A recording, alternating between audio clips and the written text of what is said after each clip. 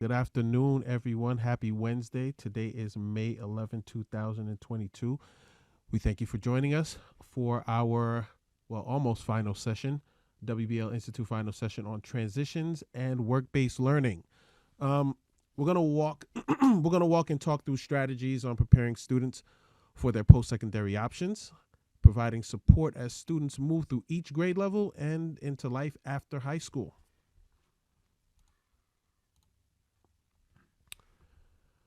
Of course, when you see this, this is our landing page. And today's session is a collaborative effort as we are joined by members of the college and career planning team.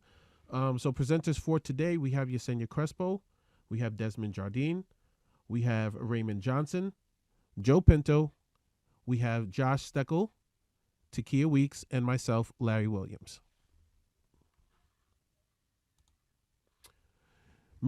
Meeting norms for today. We all participate to make the session most useful for everyone. We commit to being present during the session and during the breakouts. We encourage you to speak up live and or engage in the chat. And you will complete the exit survey before you leave. We have the QR code at the bottom right of the screen.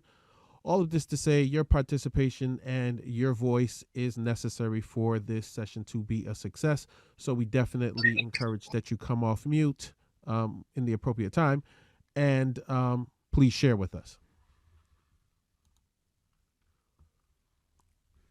So, of course, we have the welcome, the presenters, meeting norms, the agenda, today's content centering students, 3 phrases of transition, college and career planning supports, remembering students at all points in the journey, and then we're going to wrap up with some announcement and final thoughts in the exit ticket. So, putting students at the center of our planning is going to be crucial for successful outcomes. And to help with the framing of today's discussion, we wanted to start with some helpful reminders from Dr. Simona Tate, who is the principal at Inwood High School, on 3 important goals where she shared 3 important goals for successful WBL. The first was affirm young people in the notion that there is a future and they are in it and going to be in it. And this is just a reminder that your planning should be inclusive of all students, no matter where they are. It involves all students. It's all hands on deck. But this is one of those I don't want to say no child left behind, but really and truly, it should be a thoughtful process where you're thinking about all students. Make sure their interests matter. Break the pattern in which schooling is given to them or done to them, and have their learning be deep and long-lasting by virtue of being choice-driven and experimental. Students need to feel like they are a part of the transitioning and planning process. It has to be something that is done with them and not to them. Enable students to stack some chips. We got to update that lingo though. Literal money, but also figurative chips. For example, achievements and commendations and experiences that can add to their college resumes and sense of themselves. Students need to see the potential growth in these opportunities. And we as school staff, administrators, we as adults, we have to be forecasters to positive outcomes with them through these opportunities.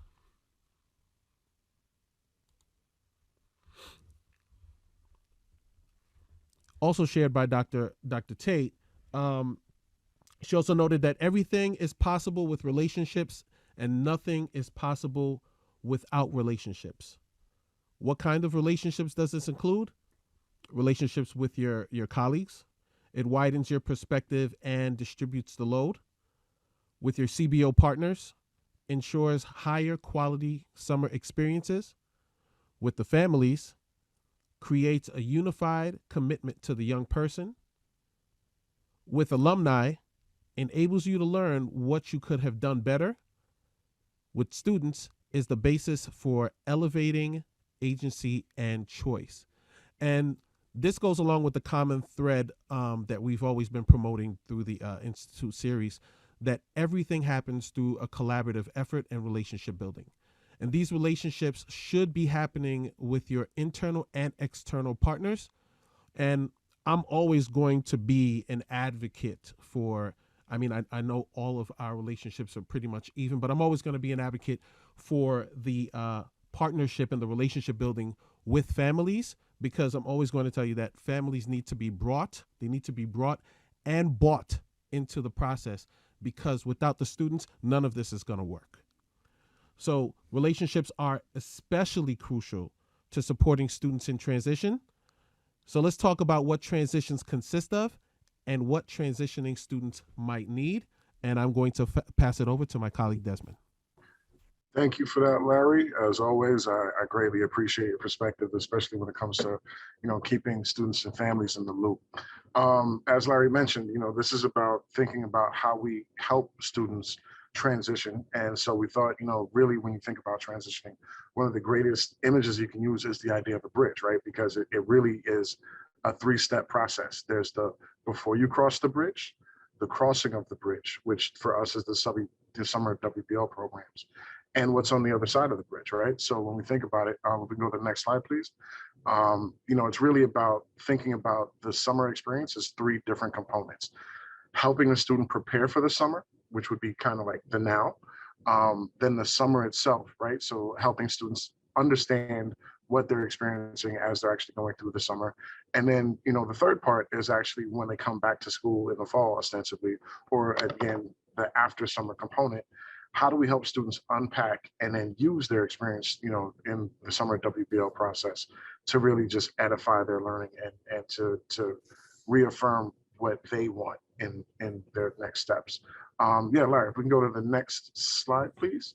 So what we want to do, and we want to remember, I'm sorry, you can go back one step.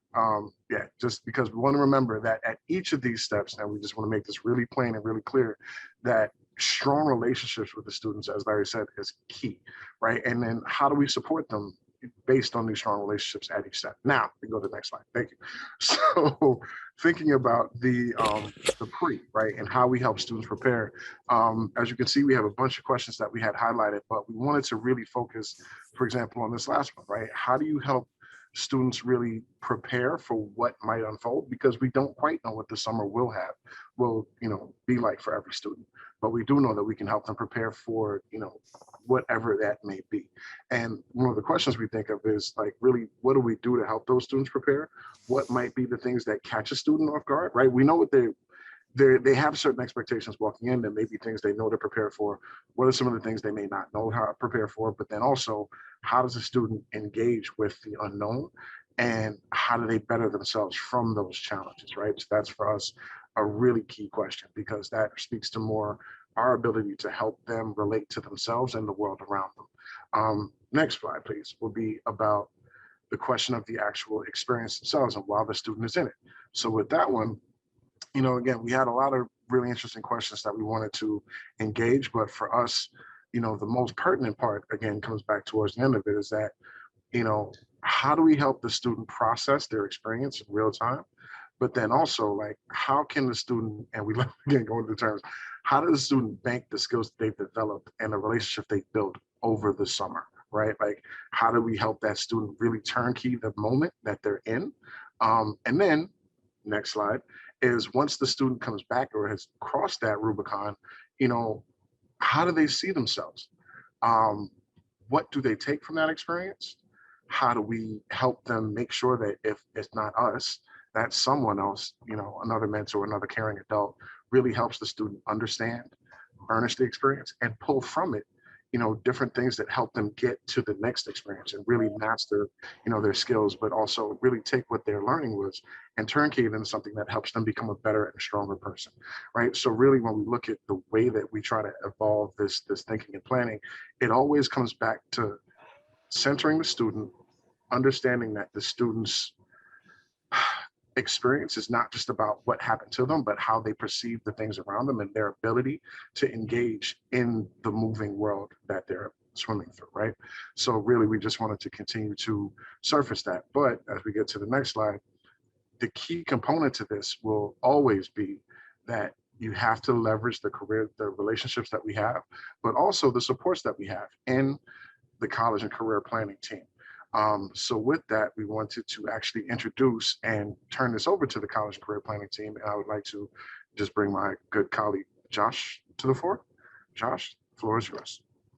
Thanks, Des. Hey, everybody. I'm Josh Steckel, part of the Office of Post-Secondary Readiness with all these good folks on the work-based learning team here, and also with my teammate, Ray, from College and Career Planning.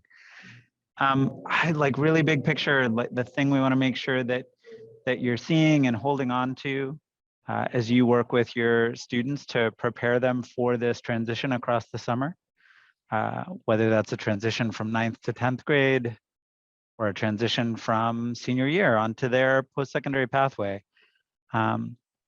is that we are here with a range of supports to ensure that you have a caring adult to connect your students to provide really strong, high-quality advising alongside their summer work-based learning experiences.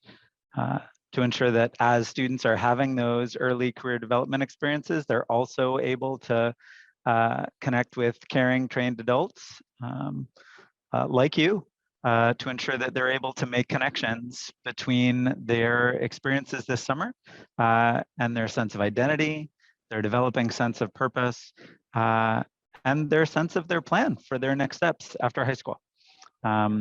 So there's our team. What you'll see on the next slide is our team.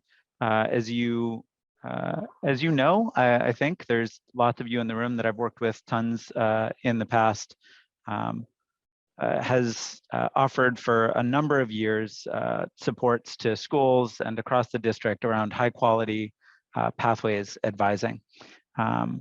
What you may not be aware of that we really wanted to highlight inside of this session about transitioning across the summer with your students is that we also have a really strong portfolio of direct supports to students and families. And there's 3 specific programs that we wanted to highlight here today so that you could think of them in connection with the work you're doing to support students transition in their work-based learning experiences this summer. Those 3 programs are called Next Steps Texts, Next Steps Advising, and College and Career Bridge for All. So I'm going to just give some quick voiceover to those so that you can think of them as of a piece that students' work-based learning experiences over the summer can go together with advising from a caring, trained adult to help them reflect on and make sense of those experiences. Next Steps Texts is a direct-to-student text channel that offers students tailored messaging with connection to resources and supports and timely reminders based on inputs we get from them and other information that we have from them based on their behaviors to date. All students need to do in order to get on this channel is sign up with their cell phone number. And on the other side of the line for our text channel, we have a core of trained, what we call textologists, who are equipped to send students customized, personalized resources, and to make sure that if students need additional support, like if they need an actual advising session to help kind of turnkey some of their experience from this summer into plans and choices for the next school year, into actions in order to advance their post-secondary plan, like I've got to make a post-secondary list, or I've got to complete a FAFSA application or a job application, that they can get that one-on-one support at any time through another program that we launched this year called Next Steps Advising, which is on the next slide.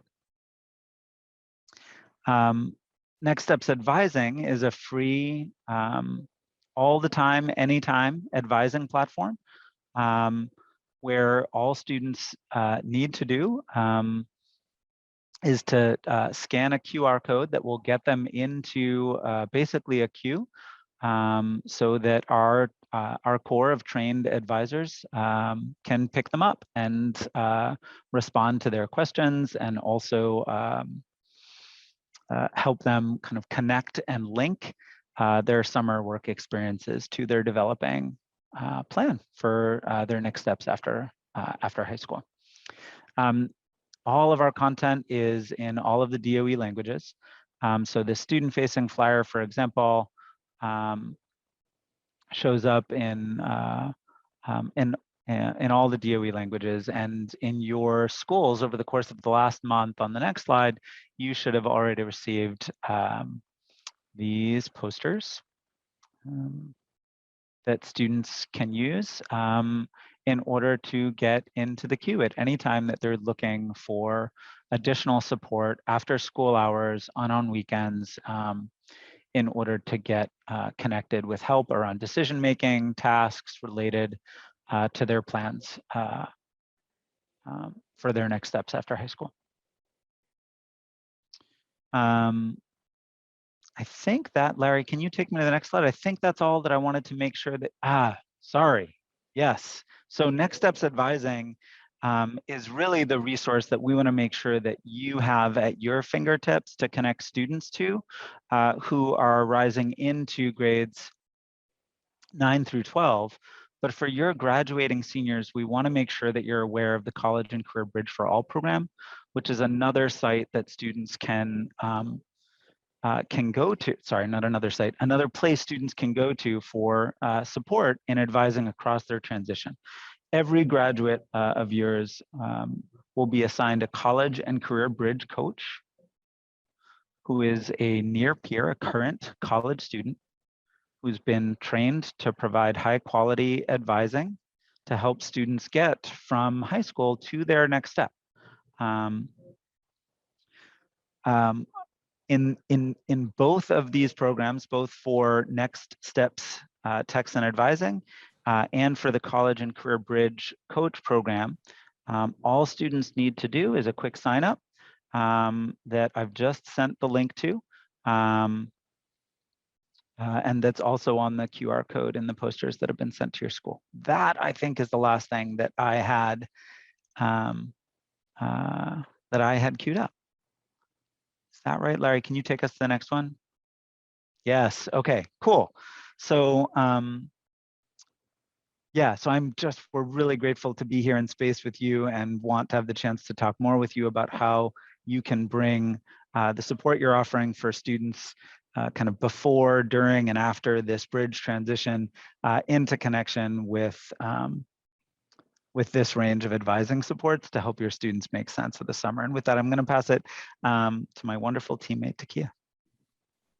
Thanks so much, Josh. And just thank you to CCPT for collaborating with us on this. Just like we're hoping to kind of meld supports so that your students are able to access everything under the OPSR umbrella, we're also doing the same thing as a team. I think it's interesting for us to be able to share with you guys that, you know, CCPT and CTE. Okay, I hope that stopped.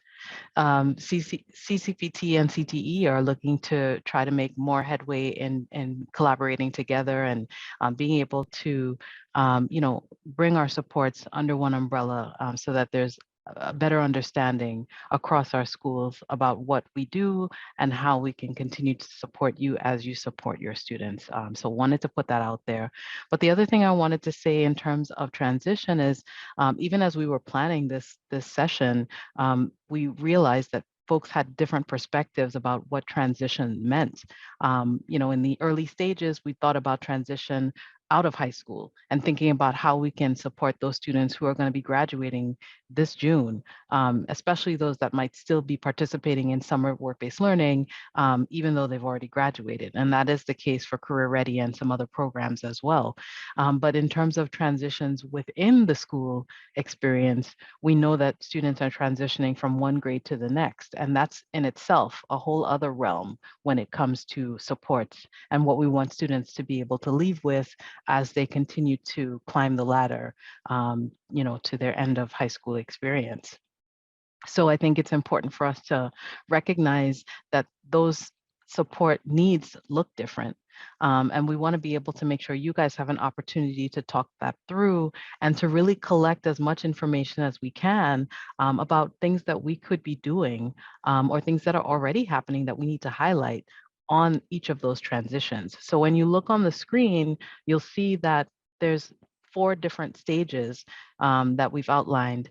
And the way that we want to think about this and talk about this is in how does summer WBL programming support all 4 of those separate transitions. So 9th to 10th grade, 10th grade to 11th grade, 11th grade to 12th grade, and then 12th grade to life after high school. Those are very distinct. And I think in terms of the programs that are available, there's even differences between, which programs are targeting which students. We have a lot of programs this summer that are targeting older youth. So really looking at 11th graders up. But then we also have additional programs that are available to younger youth, and that's 14 and 15-year-olds. So we really want to be mindful about what that means and take the time to really unpack, what is available and how we can be better supporting each of those grade levels of students.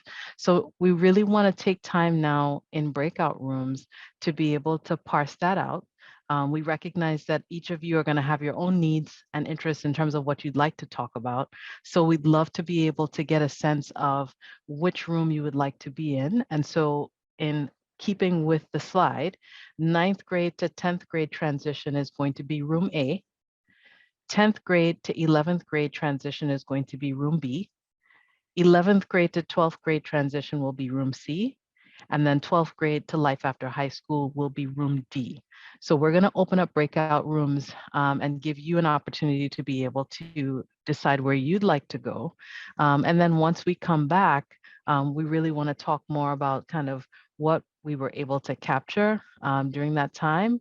While we're in the room, I mean, the focus really is going to be on us having a conversation about what are the supports for the choose and prepare bucket, the experience and understand bucket, and then the unpack and use bucket, so that we can make sure that everybody is leaving with additional thoughts about what they could and should be doing to support students every step of the way.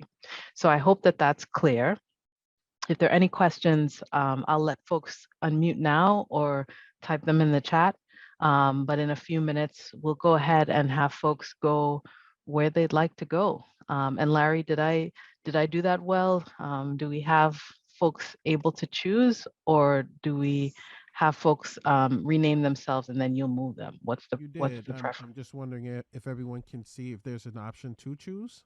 There should be 4 options. Okay, so you can't. So I think you should be able to self-select. Okay, so if you haven't already, please check to see if there's a prompt on your screen on breakout rooms in progress.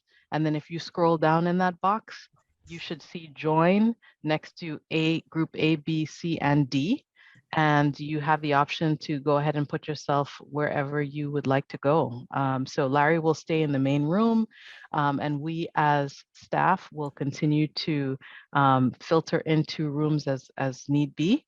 To help facilitate the discussion, but we'd love everybody to go ahead and select now. Can you let everyone And know how much time we have?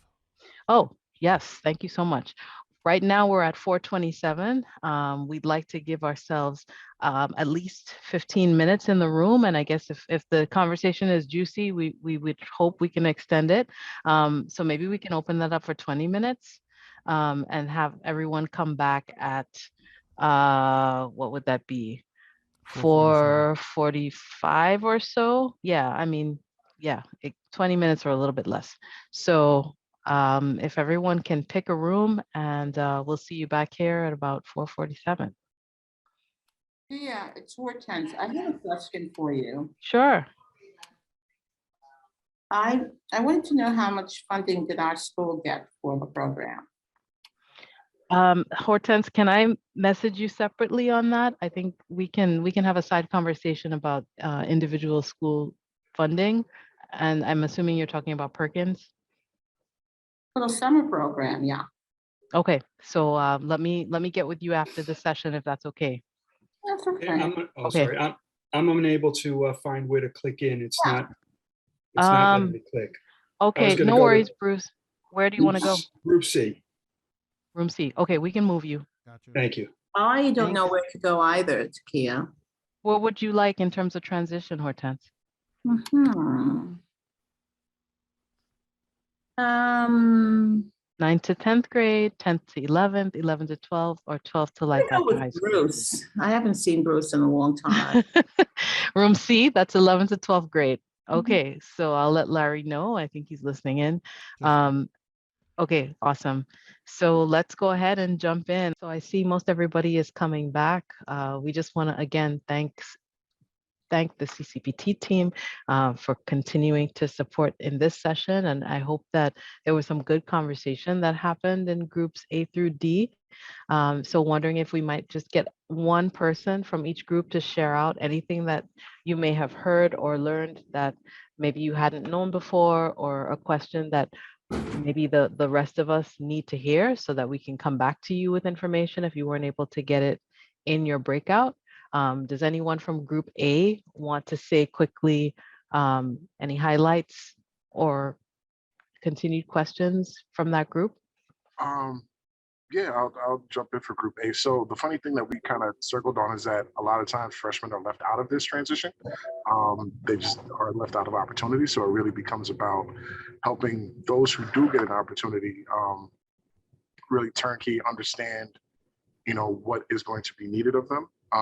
But then also thinking about how we use the opportunities they do have, such as the SEP program and some of the in-school learning, to better prepare for when they do get to do internships and get to like kind of leave the school community.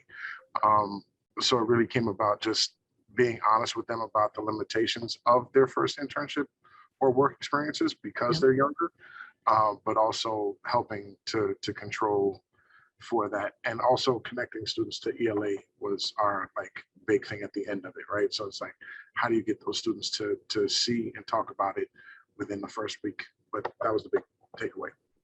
Thanks so much. That makes so much sense. And just want to continue to push for near and peer mentorship. So anybody who is an older, grade level, to be able to come back and talk to the freshmen about what their experience is or has been, and be able to use those students as ambassadors to be able to prime those freshmen for what, to Desmond's point, what they're going to experience. So it's always good to utilize the treasure trove of the students that have done past WBL to really, help to fertilize that ground for freshmen. Thank you so much. Anybody from Group B? I took some notes while Yolanda and Raymond and I were talking, so I'm happy to report out on Nice. those notes. So two of the factors that really came up around working with 10th graders transitioning into 11th grade is that, the honeymoon is over. They're not as excited as 9th graders were necessarily, but they're also kind of not the big fish yet. So they are themselves in a little bit of a transitional moment. But the really kind of the thing that that came up early on that we spent a good chunk of time talking about, because it was such an interesting challenge, was this idea that 10th graders are often in a position where they're kind of changing their minds about their pathway. Like they don't know if they want to stay committed to this particular pathway, if they made the right decision. They need some help with that. So some of the things that we came up with were, Raymond talked about list building and helping students really kind of inventory the experiences they've had so far. What did they enjoy? What did they not enjoy? This is something he mentioned that Next Steps Advising, as it grows to include advising for 10th graders going into 11th grade, might include these kinds of support activities. Yolanda talked about building in more exposure early on, right? Making sure that as 9th graders and 10th graders, they have opportunities to visit work sites, really clarify their thinking a little bit more before they even get to that point. One thing we also discussed was the option of having some work-based learning in that summer that includes a broad range of experiences, right? If you're a 10th grader and you're kind of thinking about a bunch of possible different career pathways, is it possible that you can go into a work-based learning experience that, to use the example of Yolanda's veterinary program, it's not just working directly with animals. It might also include some exposure to the IT department of the veterinary practice and like other departments. So you get a little bit of a sampler platter of the different ways of working in those spaces. So it keeps your thinking about your options open a little bit more. And then Raymond pointed to the need to really have a person at the school who can actually do that work to line up those kinds of experiences and make sure that the people at the sites themselves really know, like if the idea is to have students be exposed to, certain range of experiences, develop these technical skills, these employability skills, that's being communicated to the sites, and they're like, all right, we got this. They're picking up the ball on the other side and making sure that those particular things are developed and nurtured. So that was our conversation. Thank you. That sounds like a really great one for the small number of people that were in the room. So you guys captured so much. Thank you for that. Group C, is anyone willing to share Okay. out? I was elected. All right. So, the 11th grade is a really big transition period because, again, you're jumping right in. And after that, you're thinking about college, career, because by the time you get to the 12th grade, people think you have to have everything ready. But there are a lot of things that you really need to do. So you have some work-based learning experiences. My suggestion was with the work-based learning and also my group mates, recommendation letters, not just from teachers and guidance counselors, but making sure that you get them from some of the people you've worked with out in the field, because they're really important, and they have a lot of clout, and some of them are alumni of the places you might even want to apply to. So making sure that you keep good connections, even like I was saying, sometimes you actually graduate from college or graduate from a situation, and you might come back and networking with those people that you met in an internship, you might get a job that way. We all talked about, all of us had experiences where some of the jobs we got, me included, were because of who I knew, and the good relationship I had when I was young. And, you move on and they think about you and remember you. And keeping your LinkedIn updated, and updating things like that. Also, CTS is a really important thing. Make sure all the documents, your training plans, your employability skills. And then, especially in the 11th grade, working on your resume, updating it, making sure that everything is in there, making sure that all your experiences, because again, when you're applying to college, you're usually going to apply in a program that you're sort of interested in the work-based learning component, and you can combine those two things. Another thing that we had talked about, and it was really important, was that there isn't one clear path. Everybody thinks, well, everybody goes to college and then they, go to graduate school. It doesn't always work that way. There are situations, and you have to meet the students and understand their needs. And sometimes they want to go to work right away, and understand that life is, learning is a lifelong process. It just doesn't stop when you finish school. But sometimes you can get into a career, and through that career, build on to the next career, and the company will actually help and pay for education for you to move up that way. So there are a lot of opportunities. We have to make sure that the students are aware of all. Then we also, as we said earlier, we have to meet with the students, discuss it with them, not just tell them what we think they need, listen to what they need and help them work through that. So that was a big thing in the 11th grade that, we really need to understand the students. Another last piece was bringing back alumni. I know that was said, but I've used that tremendously, like students that are already in college, that have finished their careers. If you just reach out, I've stayed in touch with all my students. They will come back and talk to your classes, especially in the 11th grade. Tell them what their, what their pitfalls were, what the good points are, what the bad points are, what they should be doing. And it's better to listen to somebody that's in it at the moment than an old geezer like myself. So that's You're not an old geezer. Thank you so much, Bruce. I appreciate that so much. You're welcome. Another really rich discussion. And finally, in the last few minutes, I'm wondering if we can get someone from Group D. I know it was myself and Josh. I don't know if Josh, would you feel comfortable talking just quickly about what we said in our group? Not if CISA wants to do that instead. Oh, man. CISA, that's not a gotta, but you were driving that convo for sure. I'm not good at public speaking, but okay. So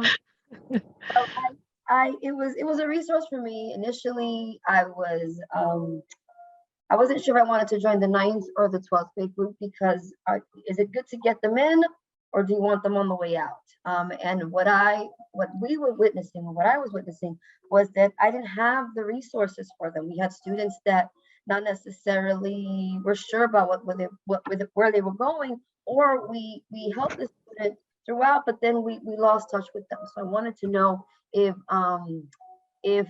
this resource helped us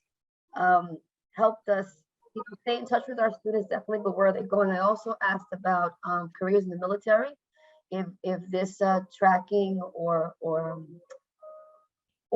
if it helped them as well. I mean, it was a lot of different conversations. If I think I also, the other gentleman, where is he? You can also jump in, Ben, please save me. It's okay. We're gonna try to wrap up now because we only have 3 more minutes and we want to respect you guys' time. But I appreciate you, Cisa, for being put on the spot and being such a good sport about it. So much great discussion. We're gonna obviously have this recording and the slides. And I know Josh dropped a bunch of links in the chat. But as he mentioned too, if you guys need to get in touch with CCPT, we'll make sure that you guys have their information. If Josh and Ray, you want to drop your emails again so folks have that would be great. Outside of that, we always want to make sure that you guys know what is coming, and so in this last 2 minutes I will pass the baton to Chanel McLemore, who is our newest team member, to go through announcements and final thoughts. Hello, everyone. It's nice to see everyone. Nice to meet everybody. Just quick announcements and final thoughts for the end of this meeting. With continuing on and just to refresh your mind about the next upcoming sessions, we have the next WBL coaching session is at 4 p.m. on Wednesday, 5/18. Coaching sessions will remain for the rest of the school year. So make sure, please, that you sign up. We definitely want to see you at the next meeting. When is the next live meeting? So the next live meeting, the final WBL Institute session of the school year, is the focus on groups, ourselves at 4 p.m. on Wednesday, 6/8. So make sure you join us for that. And additional planning and support. Just if you need any help or any assistance with anything, the Career Ready SYEP support series continues on May 12th. Focus on SYEP providers and CR schools, but make sure for all WBL summary programs, please attend on Wednesday, and coaching sessions will be on Wednesday. So if you have any questions, anything, any final thoughts or any other announcements, please let us know, and we'll get you that information. Thanks Next so slide. much. Thanks so much, Chanel. Hello. So we have one more slide before we end, and it's really just to talk about an opportunity, and I'm going to kick it over to Jasenia to just talk us briefly through this one as well. Yeah, I was actually hoping Damiano is still on the call so I can put him on the spot, but he's not. Some exciting news.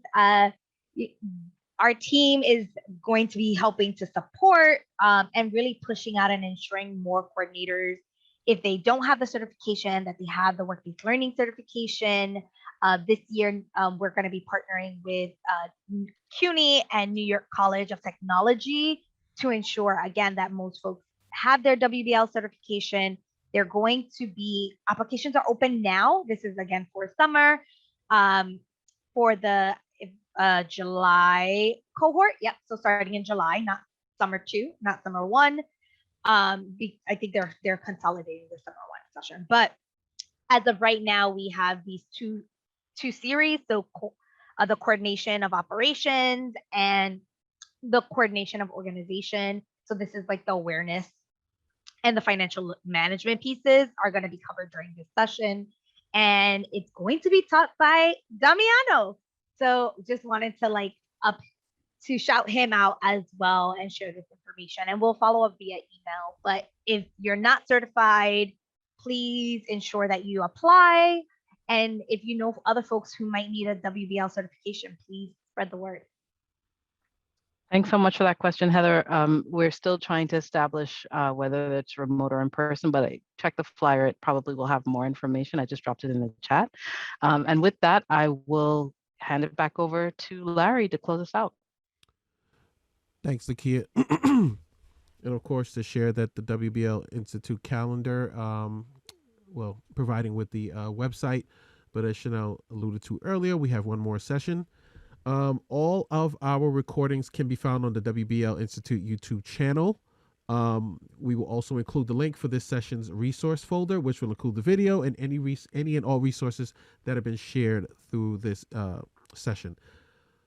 The last link is for the CTE exit ticket, which we can drop into the chat box, but also you can take out your cell phones and scan the QR code that is on the screen, and fill out the survey, please. And with that, we thank you for attending. And for more information, you can definitely email Takia, myself, Desmond, Yesenia, or Chanel. Please enjoy the rest of your Wednesday, and have a good afternoon. Thanks so much, everybody. I hope you have a wonderful rest of your week. And we just appreciate you guys joining us. And please let us know if you have any questions about today's session. Stay tuned for all of the information in email form to come to you before the end of the week. Thanks so much, guys.